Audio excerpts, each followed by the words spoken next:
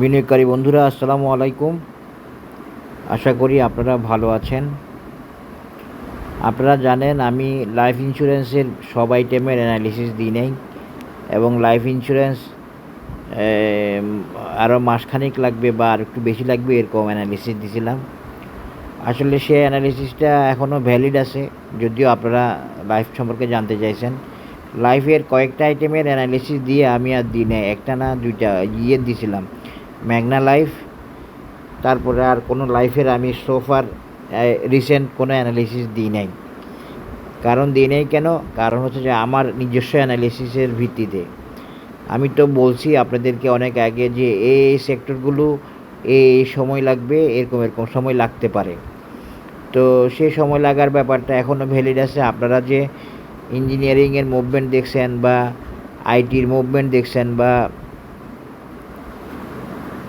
এই এই farmer movement দেখছেন বা পাওয়ারের যাই দেখছেন, যতটুকু দেখছেন, এগুলো আসলে কমপ্লিট রোড ক্লিন মুভমেন্ট না, রোড স্মুথ মুভমেন্ট না। Road clean road smooth movement বললে মোটামুটিভাবে সবচেয়ে আগে আসে 1 নম্বরে ইন্স্যুরেন্স এবং 2 নম্বরে টেক্সটাইল। আর বাকি তেমন কোনো সেক্টর আসলে ভালো অবস্থায় ছিল না বা নাই। আপনারা হয়তো বুঝবেন না, এগুলা সবাই বুঝবে না। এগুলো বুঝে অ্যানালিসিস দিতে হয়।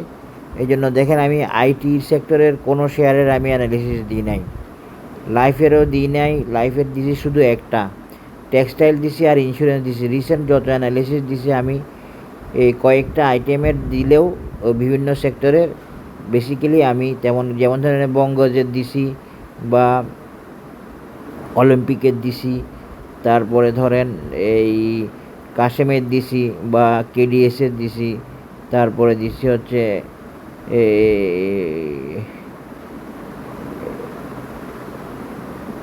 সিনো বাংলাদেশি, এরকম এরকম কিছু শেয়ারের অ্যানালিসিস দিছি। যে কারণে কী জন্য দিছি আমি বলছি যে যেগুলো ভালো করার মতো পজিশনে আছে সেগুলো দিচ্ছি।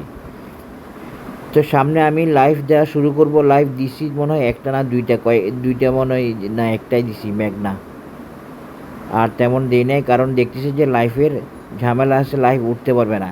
কিন্তু বাজারে দেখেন লাইফ নিয়ে অনেক আলোচনা বা অনেকে কিনছে, অনেকে কিনতেছে, লাইফ বাড়তে দেখতেছে। কিন্তু আমি তো সেক্টর ওয়াইজ অ্যানালিসিস দিই এবং সেই সেক্টর ওকে থাকলে আমি এখন থেকে অ্যানালিসিস দিই এবং যে আইটেমগুলোর রোড ক্লিন বা ভালো করবে সেগুলো দিই।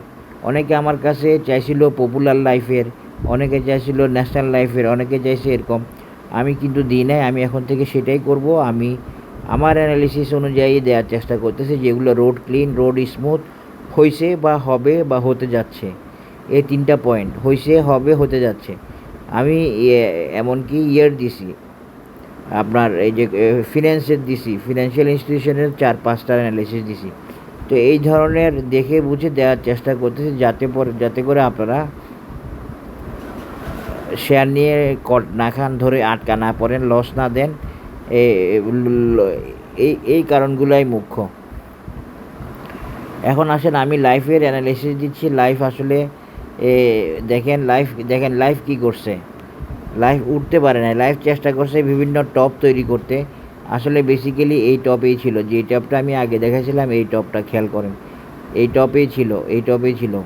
কিন্তু এরপরে একটু বেড়ে আর একটু সামনে যাওয়ার চেষ্টা করছে। এগুলো ভালো, এগুলো ওর পজিশনকে আর একটু সামনে আগে আনার জন্য রিস্ক নিয়ে বা একটু নিয়মের বাইরে এসে একটু আগাইছে, এইটার চেয়ে সামান্য একটু উঠছে। এগুলো বিষয় না, এগুলোর দ্বারা কিন্তু সে তার পজিশনকে একটু বেটার করার চেষ্টা করছে। লাইফ এমনি ডে চার্টে লাইফে বাই সিগন্যাল আছে, বুলিশ আছে, কিন্তু দেখা যাচ্ছে কি লাইফ কারেকশান হচ্ছে, লাইফ নামতে পারতেছে না।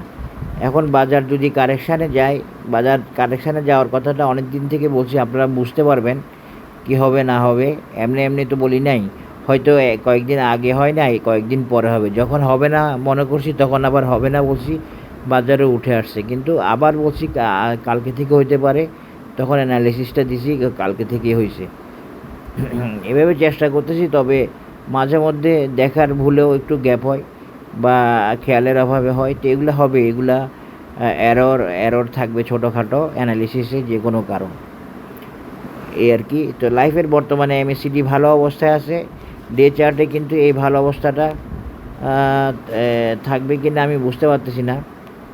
তবে লাইফ পজিশন হারাইতে চাচ্ছে না, কিন্তু ও লাইফের মধ্যে কিছু ও এক লাইফের মধ্যে একটা বড় একটা ভাইটাল একটা ডাইভারজেন্স আছে। একটা ডাইভারজেন্স তৈরি হয়েছে এই কয়েকদিনে রিসেন্ট। সেই ডাইভারজেন্সটা হয়তো লাইফকে আগাইতে নাও দিতে পারে। সেই ডাইভারজেন্সটা আগাইতে নাও দিতে পারে, লাইফকে একটু ব্যাক করতে হইতে পারে। আর একটু ব্যাক করতে হলে লাইফকে কতটুকু আসতে হইতে পারে সেগুলো আমি দেখাবো আপনাদেরকে। এগুলো মার্কেট মেকানিজমের অংশ, মার্কেট প্ল্যানেরই অংশ, এবং মার্কেট এটাও জানে যে ডাইভারজেন্স তৈরি হয়েছে। সুতরাং এই ডাইভারজেন্সটা হলো এখানে উইক মান্থলি চার্টে এখানে একটা ডাইভারজেন্স দেখা যাচ্ছে। This divergence is not good and it's a very problematic divergence. To come out from this divergence, the sector may need টাইমের প্রয়োজন হতে পারে, স্লো হতে পারে এবং নিচে নেমে আসতে পারে, আর একটু নিচে নেমে আসতে পারে। তবে লাইফকে এখনও ভালো মনে হলেও লাইফ কিন্তু একটা জায়গায় ধরা খাওয়া আছে বা দুইটা জায়গায় ধরা খাওয়া আছে। তো সুতরাং আমি এখনও লাইফের ব্যাপারে আশাবাদী হতে পারতেছি না পুরোপুরি। আর একটু কারেকশানের পরে আশাবাদী হব আশা করি, এবং আরেকটু কারেকশানের পরে আমি লাইফের রেগুলার বেসিসে সবগুলো আইটেমের অ্যানালিসিস আপনাদেরকে দিয়ে দিব। তবে লাইফের এই কারেকশান হলেও এই কারেকশান বেশি সমস্যা হবে না, বেশি দেরি করবে না। এই কারেকশান হওয়ার জন্য উঠছে মনে করতে পারেন, কারণ এর ওঠার মাধ্যমে যে প্রাইসটা গেইন করছে কারেকশানের মাধ্যমে আবার সেই প্রাইসে চলে আসবে। তাহলে সে মূল প্রাইস লস করবে না, বা প্রাইস লিমিট থেকে সে নিচে আসবে না, প্রাইস লেভেল থেকে সে নিচে আসবে না। এগুলো কিছু হিসাব আছে, সেই হিসাবে একটা প্রাইস অনেক সময় মুভ করে, এই সেক্টর মুভ করে। তো লাইফের কারেকশান শেষ হলে ইনশাল্লাহ অ্যানালিসিস দিব, এবং অ্যানালিসিস দেওয়াটা অব্যাহত থাকবে। ম্যাগনা লাইফের একটা অ্যানালিসিস দেওয়া আছে। আর বাকিদের দিনে যেমন ধরেন অনেকে চাইছে আমার কাছে হচ্ছে ওই পপুলার লাইফ। তো পপুলার লাইফের আমি অ্যানালিসিস কীভাবে দিব? আমি জানি যে পপুলার লাইফ হচ্ছে ওকে নাই। তো এই পপুলার লাইফ যে ওকে নাই এটা তো বুঝতেছে না লোকজন। বিভিন্নখানে তারা মেসেজ পাচ্ছে যে পপুলার লাইফ উঠবে, নিউজ পাচ্ছে উঠবে। তো উঠলে নিউজ পাইলেই তো আমাকে হয়তো রিকোয়েস্ট করে, বা কিনতে চাইলে আমাকে রিকোয়েস্ট করে। তো আসলে তো আমি পপুলার লাইফের অ্যানালিসিস দিই না, আমি বলে দিচ্ছি যে ওকে নাই। এটা ছাড়া তো আমার বলার কিছু আর থাকে না, এই আর কি। তো এইখানে থেকে লাইফ এখানে উঠছে অনেক কষ্ট করে, এখন এখানেও নামতে পারে, এখানেও নামতে পারে, তারপরে লাইফ উঠবে। আশা করি আপনারা বুঝতে পেরেছেন।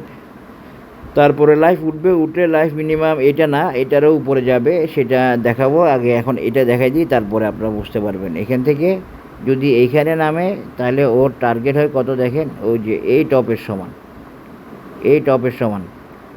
কিন্তু তার এখান থেকে এখানে নামার একটা ব্যাপার রয়ে গেছে, বা ব্যাপার আছে, প্রয়োজনীয়তাও আছে। সেই প্রয়োজনীয়তাটা আজকে কালকে বোঝা যাচ্ছে না, কিন্তু আমি মনে করি এই প্রয়োজনীয়তাটা ভ্যালিড এবং এই প্রয়োজনীয়তা পারফেক্ট। আমি আপনাদেরকে দেখাইছি ডাইভারজেন্সটা, সেই ডাইভারজেন্সই লাইফকে পিছাই দিচ্ছে, বা এই ডাইভারজেন্সের কারণে লাইফকে একটা কারেকশান হতে হবে।